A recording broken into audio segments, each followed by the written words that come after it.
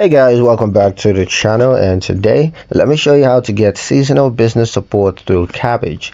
Now, seasonal businesses thrive during certain times of the year, but those off months can be extremely tough. Now, Kabbage can help you to stay afloat and prepare for your next big season. So let's break down how to make it work for you.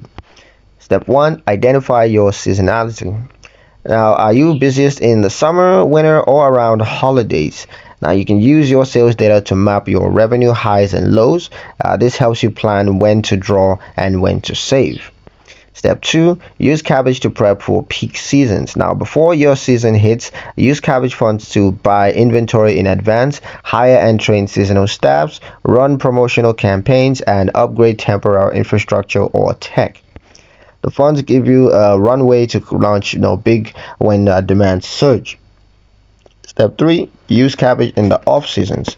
Now, during quiet months, draw smaller amounts for managing inventory, for maintaining inventory, for covering fixed costs like rent or softwares, as well as running small marketing efforts to stay relevant.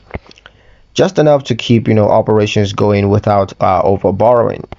Step 4, plan repayments around cash flows. Now, repay more aggressively during your peak seasons when cash is flowing. During off months, repay slower or minimum amounts if needed. Step 5, forecast future seasons with Kabbage Insights. Now, you can use Kabbage Insights to analyze what worked last season, to budget more accurately for the next one, or to spot cash flow risk in advance. Kabbage helps you bridge the seasonal gaps in your business, whether you're a ski lodge, a beachside rental shop, or a holiday retailer. Smart funding means you stay in business all year long. And that's pretty much it for this video, guys. Hope you liked it. Hope you found the information here useful enough. If you did, like the video, comment down below, let me know what you thought. Share the video with your friends and subscribe to the channel if you haven't done so already. And I'll see you guys in the next one.